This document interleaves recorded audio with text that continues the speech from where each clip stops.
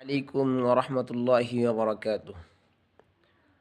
প্রত্যেক দিনের ন্যায় আজকেও আপনাদের সম্মুখে কিছু গুরুত্বপূর্ণ কথা, নসিহাতমূলক কথা শোনানোর জন্য আসছি। এমন নসিহাতপূর্ণ কথা যে কথাগুলো শুনলে অন্তর অন্তর পরিবর্তন হওয়ার দিকে ওই কথাগুলো ধাবিত করে। তো সেই কথাগুলো আমি আপনাদের সম্মুখে বলবো।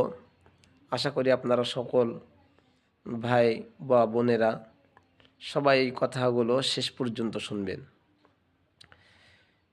তো আর বেশি কথা না বাড়ায় আমি আমার কথার দিকে ফিরে যাচ্ছি। কথা 10টি মূল্যবান নসিহা বা 5টি মূল্যবান নসিহা বলবো। 1, বেশি কথা বলা উচিত নয়। 1 নম্বর কি বললাম? বেশি কথা বলা উচিত নয়। 2 নম্বর, অন্যের কথাকে নিজের কথার দ্বারা ভুল সাব্যস্ত করবে না। 2 নম্বর কি বললাম? অন্যের কথাকে নিজের কথার দ্বারা ভুল সাব্যস্ত করবে না। যদি কোনো এক ব্যক্তি 3 নাম্বার বলতেছি, যদি কোনো এক ব্যক্তি কোনো ঘটনা অথবা কোনো বিষয় বর্ণনা করে, যদি তুমি ওই বিষয় সম্পর্কে অবগত থাকো, তাহলে নিজের জানাটাকে ওই সময় পর্যন্ত প্রকাশ করবে না, এই যে এই পর্যন্ত যে ওই ব্যক্তির কথাকে শেষ পর্যন্ত পৌঁছার সুযোগ দিবে। তো কোনো ব্যক্তি কোনো ঘটনা বা কোনো কথা বলল, ওই পর্যন্ত কোনো কথা বলা যাবে না যে পর্যন্ত তার কথাকে শেষ পর্যন্ত না পৌঁছায়, তাকে সুযোগ দেয়া। যাই হোক, 1, 2, 3টি কথা বললাম। 4 নাম্বার কথা হলো, আর যদি কোনো ব্যক্তি কোনো জিনিস সম্পর্কে অন্যের কাছে জিজ্ঞাসা করে, তাহলে তুমি তাহার উত্তর দিবে না। কোনো ব্যক্তি কোনো জিনিস সম্পর্কে জিজ্ঞাসা করলো, আর সে সম্পর্কে উত্তর দেওয়া যাবে না। কারণ কারোর কাছে জিজ্ঞাসা করছে, আমি কেন উত্তর দিব? কোনো ব্যক্তির কাছে জিজ্ঞাসা করলে আমি উত্তর দেব কেন? সে উত্তর দিক। যদি কোনো ব্যক্তি কোনো এক জামাতকে প্রশ্ন করা হয়, যদি কোনো এক জামাতকে প্রশ্ন করা হয়, আর যদি তুমি ওই জামাতে উপস্থিত থাকো, তাহলে জবাবদিহিতে তাদের থেকে আগে বাড়বে না।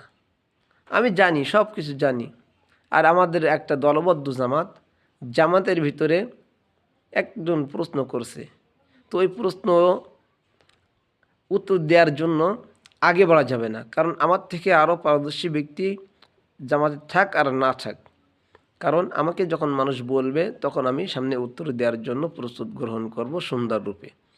আর যদি না বলে, তো সুন্দর রূপে আমরা প্রশ্নের উত্তর দেয়া আর না দেয়া এই ব্যাপারে আমরা মাথা ঘামাবো না।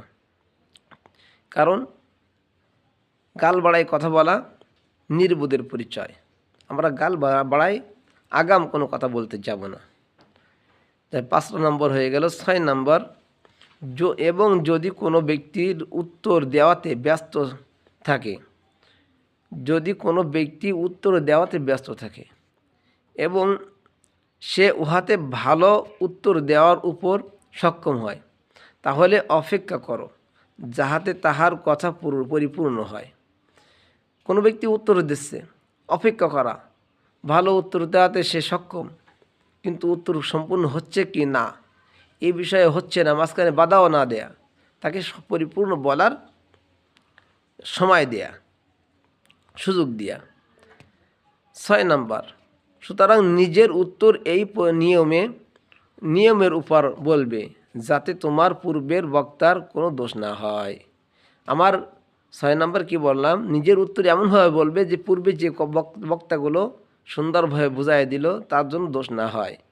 7 নাম্বার, যদি তোমার সামনে 2 জন ব্যক্তির মধ্যে কথাবার্তা হয়, তাহলে চিন্তা ফিকিরেও খুব মনোযোগী হবে না।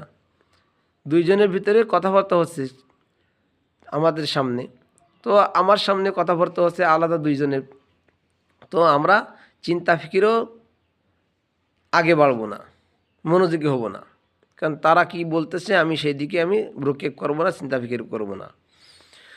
যদি তাহারা 7 নম্বর 8 নম্বর, যদি তাহারা উহা গোপন রাখে তাহলে উহা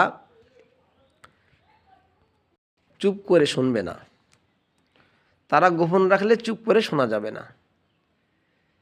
9 নাম্বার, এবং ওরা যতক্ষণ পর্যন্ত উহাকে নিজের সাথে অংশগ্রহণ করার অনুমতি না দেয় ততক্ষণ পর্যন্ত সন্দেহজনকভাবে ওখানে প্রবেশ করবে না।